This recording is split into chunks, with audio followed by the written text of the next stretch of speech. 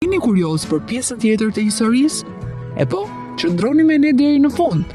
Por fillimisht ju ftojmë të bëni subscribe kanalin dhe të klikoni zilen për të mos humbur videot më interesante. 10 vjet më parë, Mike mori një thirrje se një shtëpi familjare ishte në flak. Ai dhe kolegët e tij mbërritën me shpejtësi në vendngjarje dhe ndoqën të gjitha protokollet. Pas mbërritjes, zjarrfikësit panë se gjysma e shtëpisë tashmë ishte djegur. Ata panë se shtëpia rrezikoi të shëmbej plotësisht. Një pjesë e shtëpisë nuk ishte kapluar ende nga flakët dhe zjarrfikësit vendosën të kërkonin një hyrje. Ata kishin një përgjegjësi të madhe. Fati ishte në duart e tyre, diçka për të cilën ata ishin të vetëdijshëm. Ishte nevojshme të mendoni dhe të veproni shpejt, derisa zjarri bëhej gjithnjë më i fortë.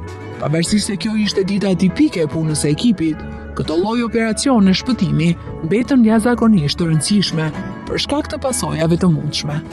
Në këtë situatë, është dashur të ndërmerren veprime sa më shpejt të jetë e mundur, dhe pikërisht këtë ka bërë ekipi i zjarrfikësve.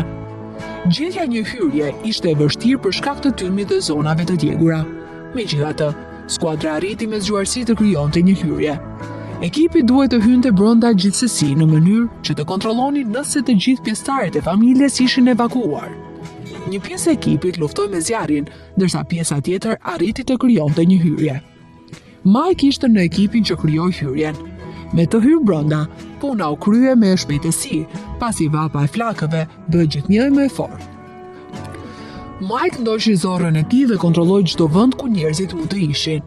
Ai po shkonte nga dhoma në dhomë, kur befas pa një shenjë jete mes flakëve.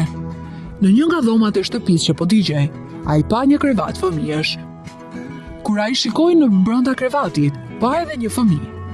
Në atë kohë, ai kur nuk e imagjinonte ndikimin që do të kishte një foshnjë në jetën e tij. Pavarësisht adrenalinës në trupin e Mike, zjarrfiksi dinte si të përmbahej. Ai qëndroi i përqendruar dhe e dinte saktësisht se çfarë të bënte. Ai kishte të qartë se një gabim në këtë operacion mund të kishte pasoja të mëdha. Fëmia kishte ngjecur në krevat dhe Mike e kuptoi se duhet të nxitonte. Ai e kuptoi se gjysma e shtëpisë tashmë ishte djegur dhe ishte vetëm çështje kohe derisa të përfundonte pjesa e fundit. Megjithatë, ai e nxorri shpejt foshnjën nga djepi dhe e solli në vend të sigurt. Ai kishte shpëtuar një foshnjë 9 muajshe. Më pas, Mike e çoi fëmijën në vend të sigurt sa më shpejt që të ishte e mundur dhe u kthye për të ndihmuar kolegët e tij dhe pjesën tjetër të zjarrit. Kur operacioni i shpëtimit përfundoi, ai nuk e dinte se çfarë kishte ndodhur me foshnjën. Ai e dinte se ajo do të ishte në duar të mira tani, përsëri me prindërit e saj. Mike vazhdoi të bënte vetes shumë pyetje në lidhje me këtë operacion gjatë gjithë jetës së tij. Rreth tij ndodhnin rregullisht gjëra që e shtyn të mendonte për incidentin. Kjo ishte kryesisht sepse ai nuk e kishte idenë se çfarë kishte ndodhur me foshnjën. Ai nuk mund të kujtonte as emrin e foshnjës. Ndonjëherë ai kishte edhe net pa gjumë, sepse mendimet e tij fokusoheshin vazhdimisht në mirëqenien e foshnjës. Si do të ishte ai ose ajo tani? A është djalë apo vajzë?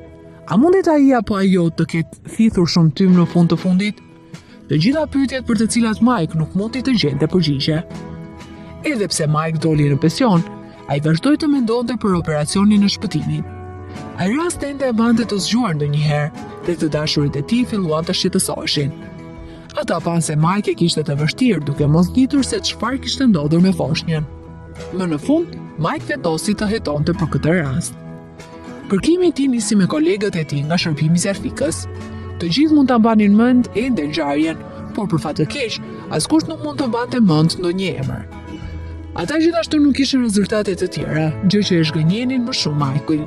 Dëshira e Mike ishte e pandalshme derisa papritmas pati një avantazh. Mike ishte një marrëdhënie shumë të mirë me nënën e tij dhe ai kërkoi asaj këshilla. Nëna e tij donte të ndihmonte djalin e saj. Ai e pyeti nënën e tij nëse ajo kishte ndonjë ide se si mund të merrte informacione. Nëna e Mike është shumë krenare për djalin e saj. Lidhja mes të dyve ka qenë gjithmonë e fortë dhe ajo ka qenë gjithmonë pasja e tij më e madhe. Ajo ka qenë gjithmonë pranë tij, duke shprehur habinë e madhe për jetët e shumta që i ka shpëtuar djali i saj, përfshirë edhe foshnjën. Si fansja më e madhe e Mike, ajo mbante shumë letra që përmbanin artikuj për djalin e saj. Në karrierën e Mike, ai arriti të përfundonte disa herë në gazetë. Teksa po kaloni së bashku koleksionin e gazetave, Mike pa letrën ku shkruaj, ajo është gjallë. Kjo ishte gazeta që më në fund mund t'i jepte pak më shumë qartësi. Gazeta ishte pikënisja e përsosur për kërkimin e tij. Nëpërmjet kësaj, ai ka mundur të zbulojë vendodhjen e foshnjës tashmë të rritur. Ai e kishte marrë vesh emrin e saj përmes gazetës. Foshnja quhej Danielle Davidson. Mike vazhdoi kërkimin e tij përmes Facebookut. Kjo ishte e vetmja gjë që mund të mendonte për të gjetur tani 17 vjeçaren. Ai nuk shkoi shumë larg, vetëm me këtë emër. Doli se kishte shumë njerëz të quajtur Danielle Davidson. Megjithatë, Mike nuk u dorëzua.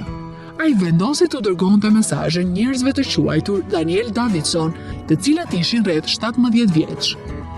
Mike priste që vetëm Daniela e vërtetë do të përgjigjej, por ndodhi e kundërta. Ai mori shumë përgjigje nga njerëz të ndryshëm. Fatkeqësisht, të gjitha këto ishin zgënjyese. Daniela e vërtetë nuk ishte mes tyre, të paktën jo menjëherë.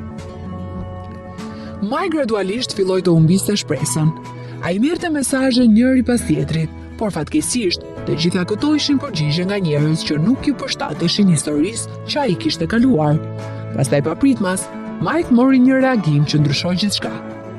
Ish zjarfiksi kishte marrë një përgjigje nga dikush që mund të ishte pikërisht Daniela Davidson që ai po kërkonte. Daniela ishte shumë e hutuar. Ajo nuk e kuptoi kontekstin, pjesërisht sepse ishte vetëm 9 muajshe ku ndodhi gjithçka. Për fat të mirë, prindrit e saj ishin në gjendje të jepnin Danielës një farë qartësie. Ata i shpjeguan të gjithë historinë Danielës dhe se si ajo u shpëtua nga një shtëpi që digjej kur ishte foshnjë. Megjithatë, si Daniel, ashtu edhe prindërit e saj nuk i besuan menjëherë mesazhit të Majkut. Gjithçka që ai kishte dërguar asaj ishte: "Përshëndetje, emri im është Mike Hughes. Mendoj se të kam shpëtuar nga zjarri kur ishe foshnjë."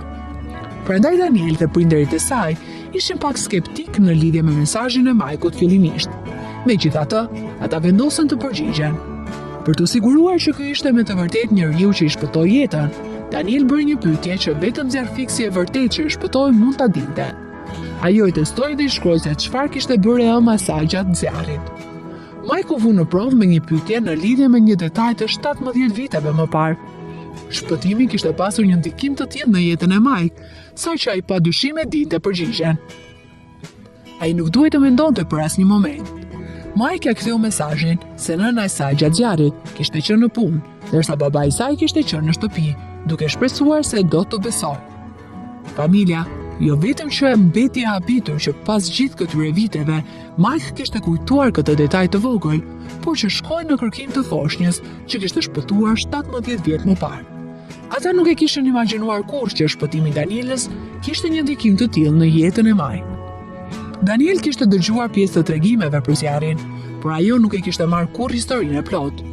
Ajo kur nuk e priste që zjarri dhe operacioni shpëtimit të kishin pasur një ndikim të tillë në jetën e zjarfiksit në fjalë. Ajo vetëm tani e kuptoi se sa i madh ishte roli Mike në jetën e saj. Pa të, ajo nuk do të kishte qenë kurrë këtu ku është sot.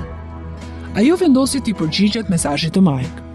Kur ai mori konfirmimin prej saj se ajo ishte me të vërtetë Daniela e shpëtuar nga një shtëpi që digjej 17 vjet më parë, ai ishte në shok.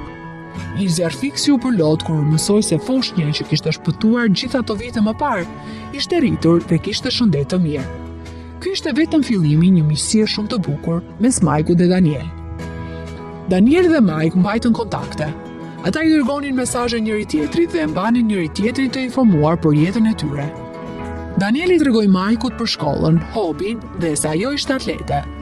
Ajo ishte suksesshme në vrapim të atletik dhe Mike nuk mund ta besonte fatin e tij, duke dëgjuar të gjitha detajet e bukura të jetës së Daniel. E gjithë kjo e bëri Mike-un të ndihej vërtet i lidhur me jetën e Danielës. Të dy e kuptuan shumë mirë se Daniel ja ndryshoi jetën e tij dhe sa bukur ishte të takoheshin pas kaq shumë vitesh. Por ajo që Daniel vendosi të bënte më pas ishte një surprizë e madhe për Mike-un. Daniel ishte afër diplomimit dhe donte të ndante këto moment të rëndësishëm të jetës së saj me Mike-un. Pa të, ajo kur nuk do të mund të shkonte fare në shkollë dhe lidhja që të dy kishin krijuar në një kohë kaq të shkurtër ishte shumë e rëndësishme për të. Ajo donte të bënte gjithçka që ai mund të ishte aty. Gjithashtu, ata nuk ishin takuar kurrë personalisht dhe kishin komunikuar vetëm në internet. Daniel mendoi se ishte koha për ta ndryshuar këtë mënyrë të komunikimit. Një ditë, Mike hapi kutinë e tij postare dhe pa një letër të madhe ngjyrë vjollcë dhe të zelës. Ai nuk e dinte se kush e kishte dërguar, por sa po e hapi, mendoi për Danielën. Letra përmbante një foto, por Mike nuk e kuptoi menjëherë se letra ishte dërguar nga ajo. Kur filloi të lexonte, Mike u bë jashtëzakonisht krenar dhe nuk mund të kontrollonte emocionet e tij. Letra ishte një ftesë për ceremoninë e diplomimit të Danielës. Mike ishte shumë i befasuar, por edhe shumë i lumtur. Ai vendosi të marrë pjesë në ceremoninë e diplomimit dhe ishte shumë krenar për të. Lejimi për të marrë pjesë në këtë ngjarje të rëndësishme në jetën e saj nuk do të thoshte shumë vetëm për Mike. E gjithë familja e Danielës ishte emocionuar që Mike mund të ishte aty për këtë moment të rëndësishëm në jetën e saj. Kur Daniel dhe Mike pan njëri tjetrin personalisht pas ceremonisë, lotët u rodhën në përfaqet e tyre. Në kohën e diplomimit të saj, ajo ishte ende thellësisht mirënjohëse për ekipin e zjarfikësve dhe Mike-un, të cilët e shpëtuan nga zjarri. Pas këtij takimi, ata nuk u ndanë më asnjëherë. Të nderuar miq, çfarë mendoni për këtë histori mjaft interesante? Na tregoni në komente dhe mos harroni ta shpërndani me miqtë tuaj.